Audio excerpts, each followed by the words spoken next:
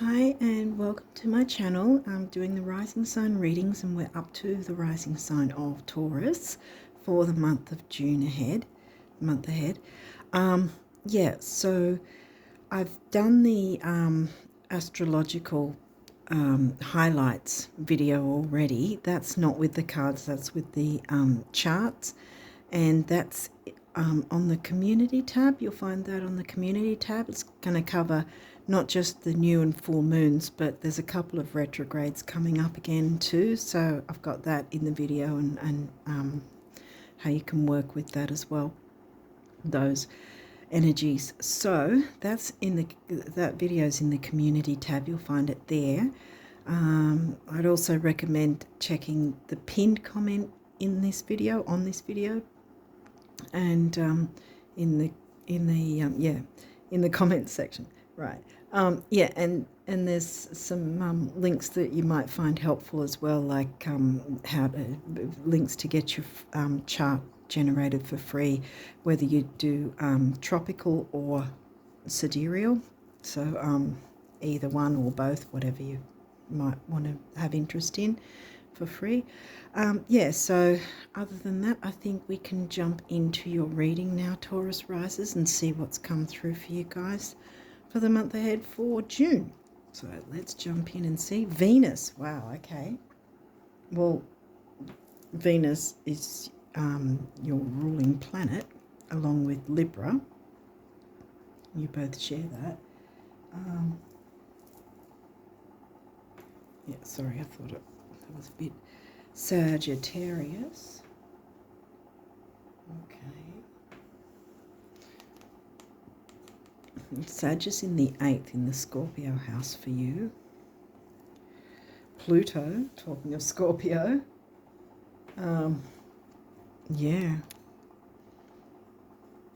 Some excavation of something is needed so you can transform something. Sagittarius is about freedom, expansion, growth. It's in the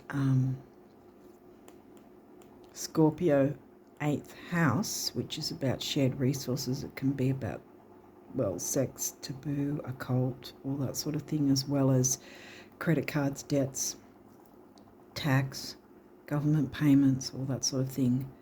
But we've got Venus, so I think that this is probably starting up as something to do with relationships and or your own relationship with yourself. Let's see what else is coming in. First house, well, that's your rising sign, Taurus risers. The Aries house, where everyone finds their rising sign. Hi, Gia. Oh, we haven't had any moon cards come, so that's giving me full moon energy, though, for some reason. But as the name suggests, because that's an asteroid, Hygeia, not just only about like physical health and hygiene. It also gives me not just full moon, but Virgo type vibes, Virgo or 6th house. But it can also be about what are you feeding your mind, body, and soul. And is there some sort of cleaning out, detox sort of thing that needs to happen? Because remember, Pluto's purging things, and this is talking about, a possible detox. And there's your rising sign smack in the middle of both of those energies. Saturn, ruling planet of Capricorn and 10th house themes. Where's Cap? Cap's in the 9th for you. So it's Capricorn is covering the Sag house, but we didn't really get Capricorn yet at this point, so we've got to run with what we've got. Saturn, in and of itself, likes to take things slow and methodically. Seriously, slow, methodically. So maybe a slow and considered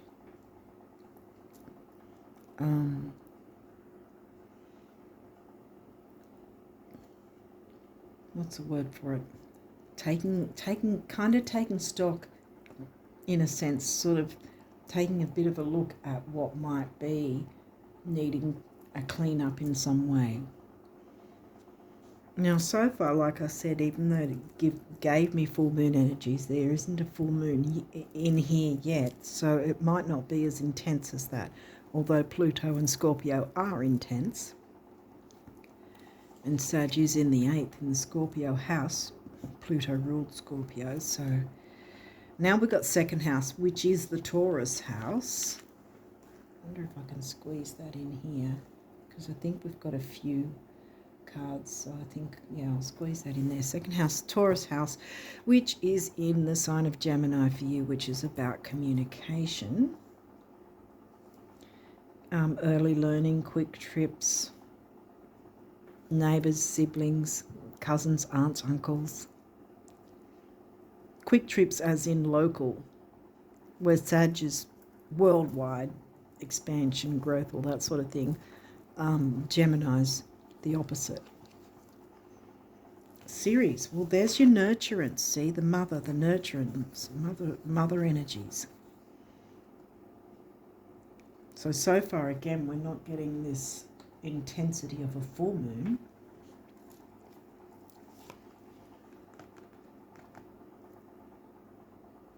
It might be about nurturing yourself, because the Taurus house, in general, it's about values, what we value, luxury,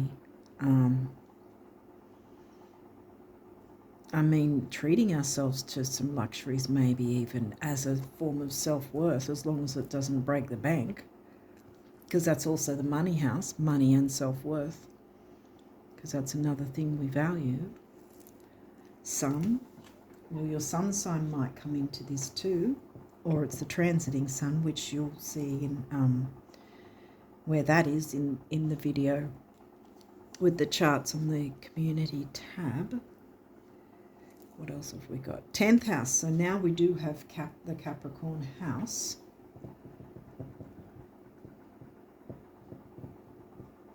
And we've got Aquarius in your Capricorn house.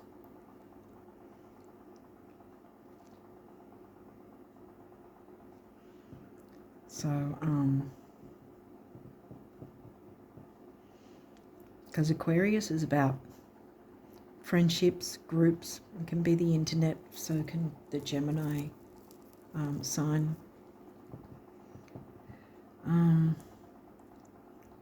Something needs to be purged and cleansed in some way.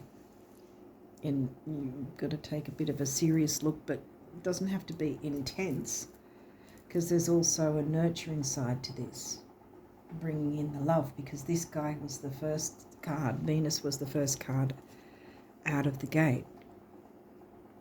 Now we're getting to the, now we've got a moon card. First quarter. Well, this isn't full moon, because if it was that way, it'd be third quarter. But no, it's actually new moon energy, so it's bringing in the new. Smack bang under your first house rising sign.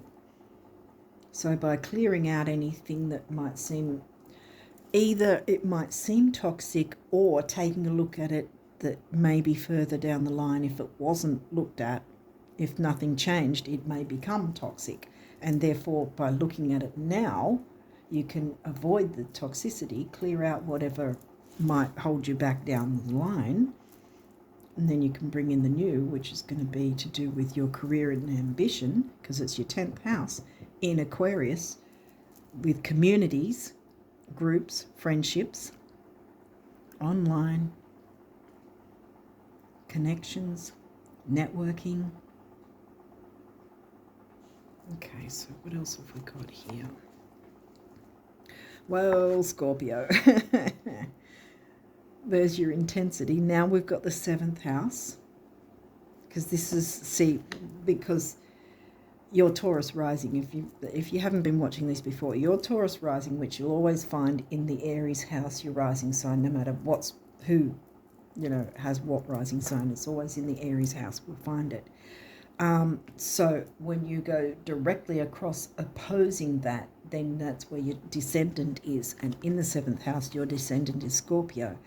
So the idea is, over our lifetime, no matter what signs we are, that we need to try and find a balance between our ascendant and our descendant, the same as balancing our work life with our home life, MCIC. And this Scorpio, it can be intense. So there might be, for you, there might be, with regards to relationships, there might be intensity, there might be deepness, you know, a deepness to certain relationships you have that you don't go for superficiality. There's nothing superficial about Scorpio, for instance. This energy is intense, masterful, thoughtful, and magnetically charming, but also secretive and possessive. Well, that, because of how the look on her face, like there's the intensity there. You can see the intensity. That might be something that needs to be cleansed in some way so that you can bring in the new peacefully, calmly, and what you actually want to bring in, which, you know, because this is Venus covers both your sign and Libra, and you've got this in the Libra house, see? So it's about values, yes, because you got the second house, and now you got the seventh, values, and also money and self-worth. So all of this is what Venus covers, both signs. Mars, your physical energy, drive, strength, and fighting spirit. What do you want to fight for? Fight for clarity? Clear away the obstacles?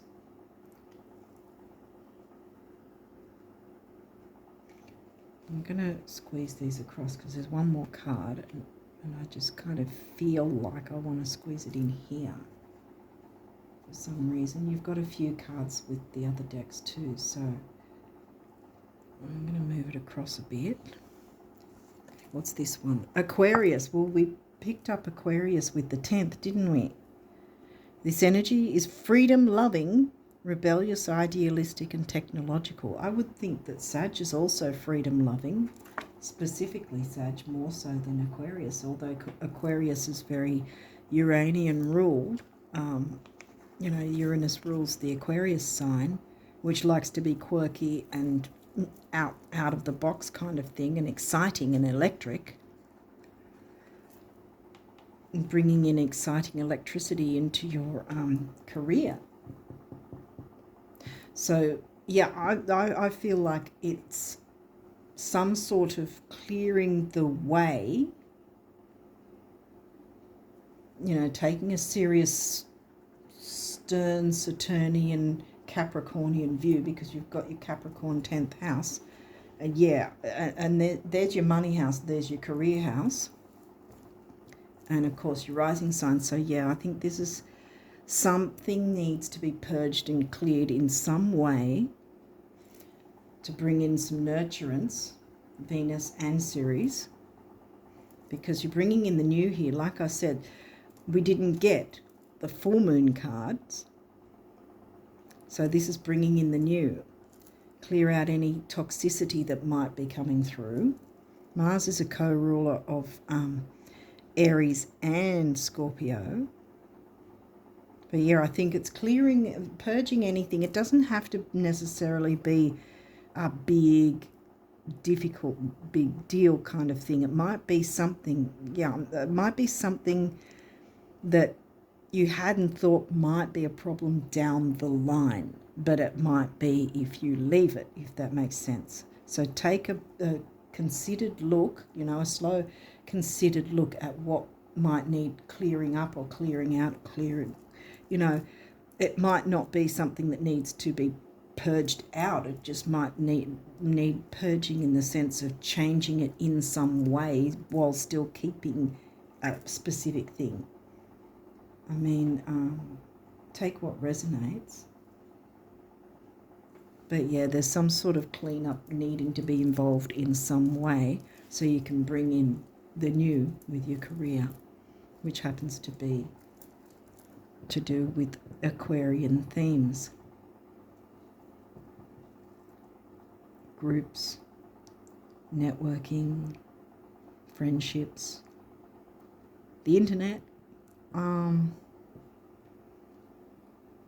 communities. Well, I said groups, communities, similar. Okay, what else have we got here? 10th house. Here we go. So this is definitely about your career in some way. Reputation, which again, your rising sign was smack in here, right at the top. 2nd house, assets. Here we go again. So now we've got 10th and 2nd. So there's definitely something to do with bringing in money and getting your career sorted in some way, fixing something up so that further along it's going to work in a better way. So Saturn, wisdom. Saturn's here again. Wow, there's doubles. Now this is doubling up. Yeah, taking the wisdom of Saturn, slow, considered. Again, you don't have to scream forward with this like Aries would like. You didn't get Aries. You got the Aries house, which is your rising sign, Taurus. Taurus, your rising sign. Okay.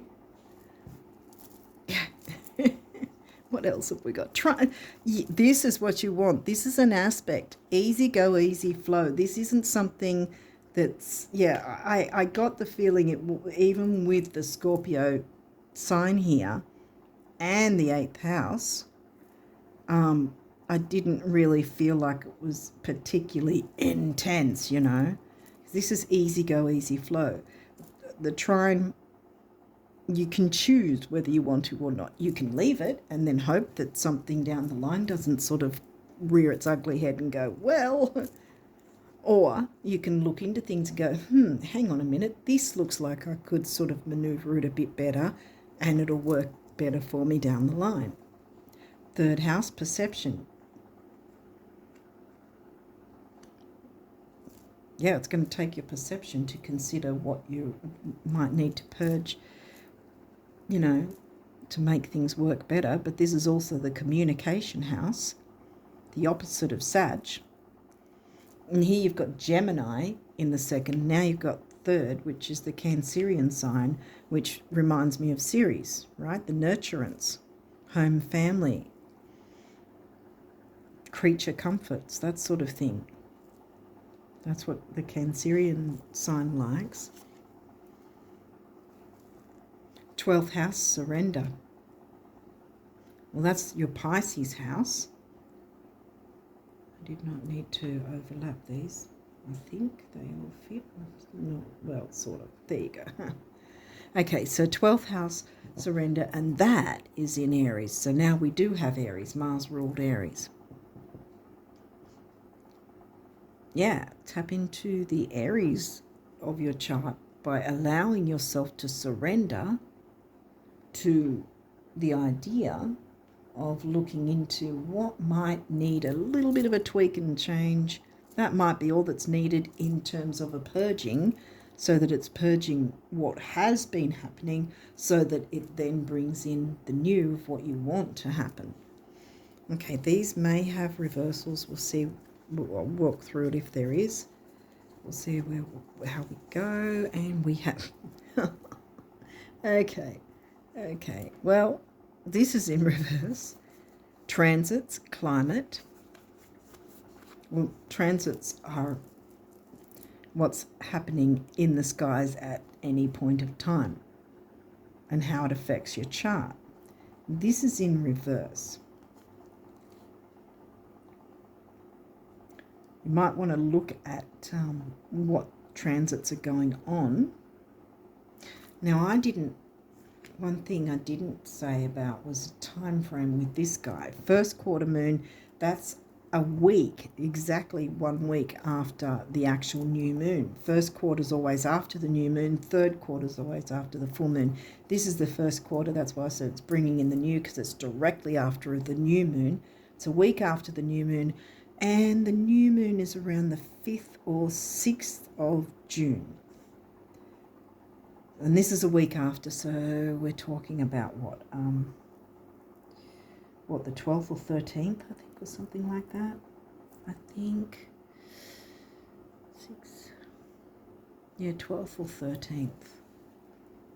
depending on where you're located. So transits, it's either about the actual transits themselves that are going on, which you'll find out by watching the community tab video I've done, or it could be that it's not something to be too concerned about, that it's not ruling the climate, so to speak. The transits aren't ruling you per se in this sense, because you have the opportunity to look into things yourself and clear it up ahead of time. Yeah, actually. Right.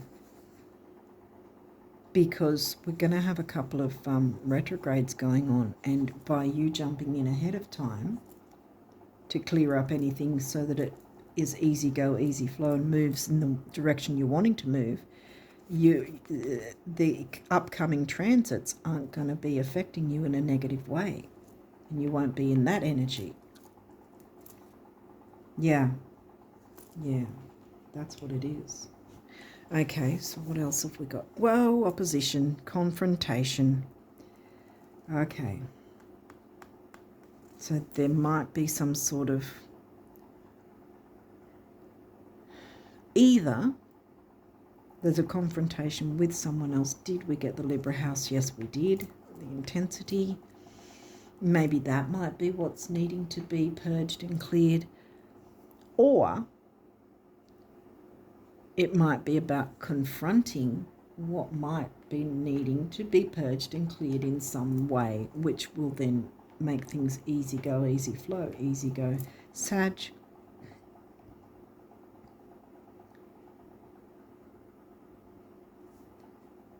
Might be, yeah.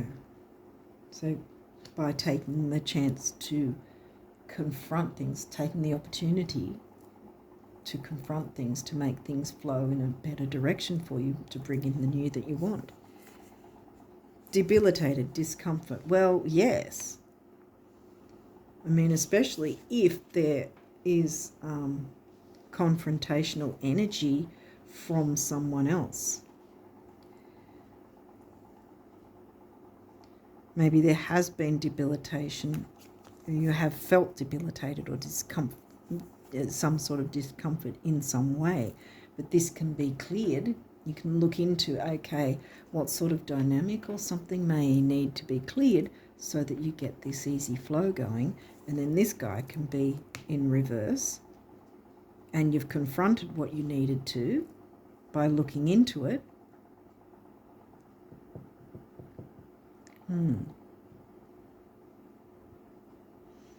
And, you know, soothing the intensity, if that makes sense. Okay, so you've got a few numerology cards. Let's see what came through for you. Well, that's good. See, happy ending. And yellow is the solar plexus. It's about personal power, ambition and self-worth. You've got your money cure colour there that they use in feng shui.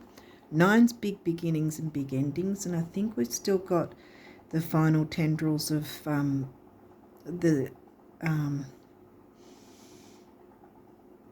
eclipses from a couple of months back, because they've got a minimum 3-month window with their energies. So, you know, there's nothing more bigger beginnings and endings than eclipses. But it's also, I think, about spirituality, number 9. And that doesn't necessarily just mean organised religion. It can mean anything that you find a spiritual energy with, you know. It's different for everybody. 3 is action, activity and communication. We got ourselves 3rd house and we got ourselves Gemini in the 2nd.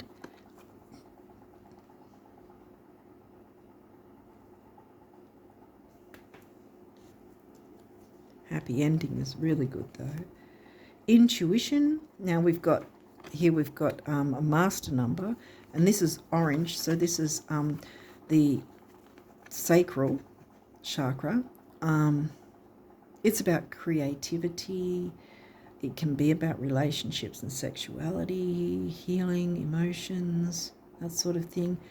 Using your intuition It's going to help you with this, because you're going to need to, when you're working with Saturn and Hygeia, to purge anything with Pluto. Pluto's help. Yeah. And lately when I've seen the master numbers, well, a 2 on its own is the relationship number. 22 comes to a 4, which is the number of the builder, master number of the builder. Yeah, and when I see master numbers, obviously they're doubled. And so that gives me the idea that it's more than one person that's going to benefit from this, from whatever you look into here to clear things away. And therefore, the intensity will no longer be an issue. Self-love. Well, I did say second house, money, self-worth, values, that sort of thing. Self-love is coming into it so that you can improve your work life and your finances, most likely too. So we've got the root chakra here, which is grounding, stability, security, material stability. Blue, the throat chakra, because my throat was wanting to go off for a second there almost. 6, temporary opportunity, and it's also focus, detail, and dignity. 1 is personal power and emotional vitality. 6 and 1 is 7, the mind and creativity. It can be a lucky number, 7 as well.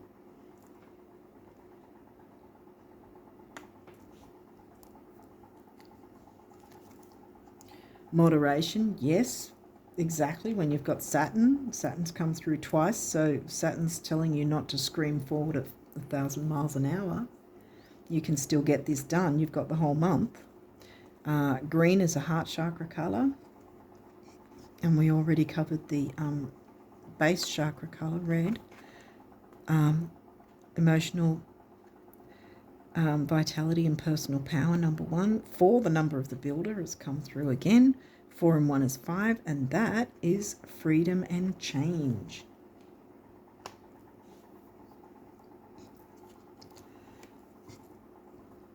Individuality, and then we've got the base chakra again with the security and stability and material, as well as, you know, grounding and all that sort of thing. Another master number, so again, more than one person is going to benefit from looking into this. 11 is a master number, and it's a relationship number again. And 1 on its own, again, we covered that before, emotional vitality and personal power for 2 people here.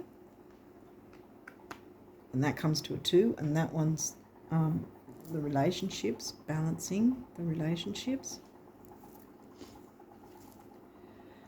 Relationship change. Every time I see this card, I always say it doesn't say relationship end, it says relationship change. So a dynamic might be what's needed to change in a relationship to move things forward. And it's not just about romantic relationships here, because we're looking at the 10th house here. So this could be a relationship in terms of business relationships and partnerships, see? Because you've got 8th house came through second with Sag, and you've got 2nd house of Taurus themes with Gemini communication, right? 10th, 2nd, which is, you know, money and career covering, as well as the 8th house with shared resources. So yeah, some sort of dynamic relationship change for the better, because remember, Scorpio's under here, which is in your 7th, your descendant house. So blue is the throat chakra, and we've got blue again, so communication is necessary. Communication, Gemini in the 2nd, and then 3rd house with the Cancerian. So there's the communication in a sort of gentle way, I want to say. And here's another heart chakra, green. 5, freedom and change. 6, temporary opportunity and focus, detail and dignity. 5 and 6 come to an 11, which we just got then. Another master number of relationships. Spirituality, and we've got another master number here. And this is purple completely. And yeah, I said in the start, purple is often used as a cure for money issues in feng shui. And here you've got it in spades in this card, right? Spirituality, bring spirituality into it in some way with the peacefulness and the nurturance. Easy go, easy flow. You don't have any squares. You do have the opposition here, but I think this is, I mean, there could be some sort of, see, this gives me, there's the possibility of, you know, confrontation if you don't go into it with, you know, a peaceful view, if that makes sense. The other point being, confront what this is to clear it up and make things move forward better, because this is smack in the middle. So this is significant, bringing in the new. And then 7 is the mind and creativity. You've got that in double. So this might be some sort of business partnership going on here. And again, more than one person is going to benefit from looking into this, making any tweaks and changes. 2 7s together comes to a 5, which again is freedom and change. Change isn't always a bad thing. It can be very a good thing for moving forward. And I think this is exactly the idea, that it's looking at some sort of issue or dynamic. And again, it might not be such an intense or difficult or hard thing to deal with. It might be something simple that you go, oh, if I hadn't have looked at this, or if I hadn't have thought to look at this, it could have become an issue down the line. But now you've got the chance to look into it. You've had the heads up kind of thing, so now you'll look into it, and you and at least one other person is going to benefit from, because look at this, you've got your master numbers 3 times. So yeah, it's going to be all round beneficial. And Scorpio's in your 7th, so there's a 7th house right next to the middle and the 10th, so it's career and relationships, which I'm really feeling is some sort of partnership in your work environment, in career environment, in whatever way that is.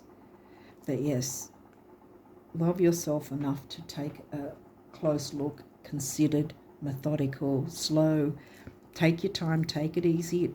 It's not a race. You've got the whole month at least, and then you'll be able to find what it is that will open the way for things to flow smoother and bring in the new of what you actually want. Okay, so now we've got abundance messages from the universe for you, and we'll see what they have to say. Reality is not that you are weak and dream of becoming strong, poor and dream of becoming rich, alone and dream of having friends, but that you're already strong, rich, and among friends, yet at times you dream that you're not. Silly, the universe. Start dreaming that you are rich, strong, and among friends. And business partnerships can be friendships as well. Getting along together and brainstorming and being on the same page, you know. Aquarius. Remember, Aquarius covers your 10th. Having that friendly disposition in that sense for you and who you're interacting with. Actually, it's not that you want stuff that you don't have, but that you want stuff that you think you don't have. And the best way to change this is to begin thinking that you have it. As in, oh, there's my electric, fully loaded Halbatron cloud zapper. Rain, please, the universe. Rain, please, because see, this is an arid desert-looking scene here. Rain, and then you'll get your greenery and see Saturn wisdom here. Saturn wants to offer you that wisdom, see, for this to come in and then get the growth in your 2nd house. See, as we say growth, here we go with all the beautiful green lush grass.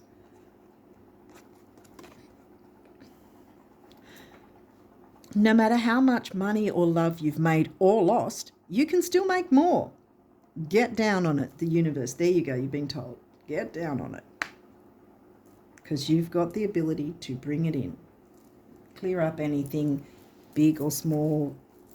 I feel it's probably not that big, but it's going to make a big difference down the line if you clear it and clear the way now. Okay, so what do the guardian angels want you guys to know?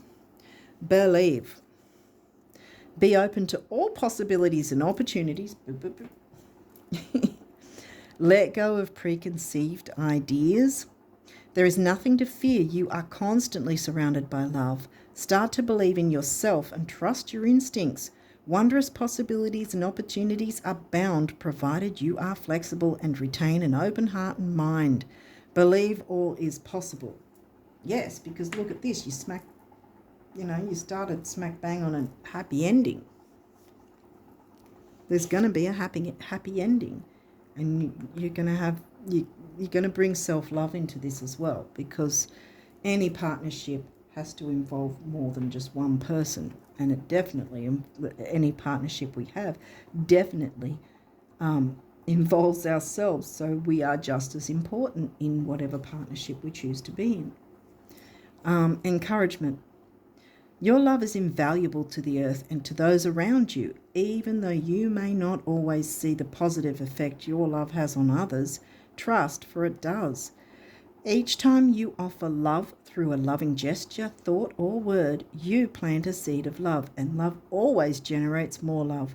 Trust and continue your loving work. And follow your intuition. Bam. Guardian angel. Trust. Here we go again. I think we got a trust a minute ago, didn't we? Trust. Yeah, trust and continue your loving work. Trust. All unfolds in perfect timing. You are one with divine will.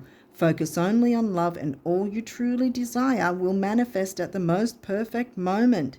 Be patient. I, your guardian angel, am watching over you. Manifest by loving yourself, by showing the universe that self-love is just as important, that you're just as important in this situation. And so, by you loving yourself enough to look into what might need to be tweaked and changed for the better to get that easy go, easy flow happening, bringing in the new in the way that you want it. Conflict. Well, opposition, confrontation. Conflict. Feelings which you have suppressed for a very long time are yearning to be acknowledged and expressed. Yes, communication. We got Gemini in the second, and we had the third house come through as well, which is covered by the Cancerian sign. So there's this with the trine, the Cancerian sign in the third, and Ceres being nurturing and mothering energy. You've got that peaceful, nurturing energy coming through to want to help with any conflict to clear it up. That might be what's needing to be cleared up. So feelings which you have suppressed for a very long time are yearning to be acknowledged and expressed. You are torn between what you think is the right thing to do and what your heart wants. And this is the primary cause of stress in your life.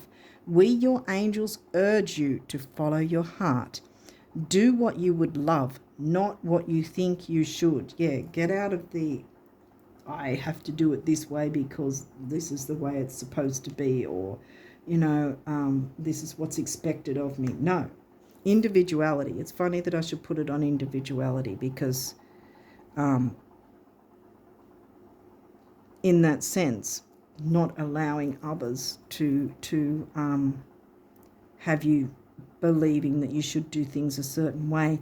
And by contrast, because this is, remember how I said more than one person is going to benefit in this sense, it might be also the other person. So it could go either way. It's either you in this or someone else is getting this from you or experiencing it in some way, or it's both of you feeling this way, and this needs to be cleared up so that things can move forward. Easy go, easy flow, right? Communication gets open. The brainstorming and all that sort of thing opens up again. The friendship grows in a stronger, happier, more comfortable, peaceful way. Surrender the difficulty and the conflict and the confrontation and opposition. Confrontation, I would only accept that if I were you, in terms of confronting the issue. Try not to be confrontational, and if someone is confrontational to you, sort of take a breath and a step back, and like I said, there's no screaming forward. You've got at least the month to look into this. And so if you pick up that someone might be in a bit of a confrontational energy, then wait for a better time to then connect with them with these more peaceful energies, so that you can communicate in a successful way. Yeah. Okay, so what was this one again? I think it was this one.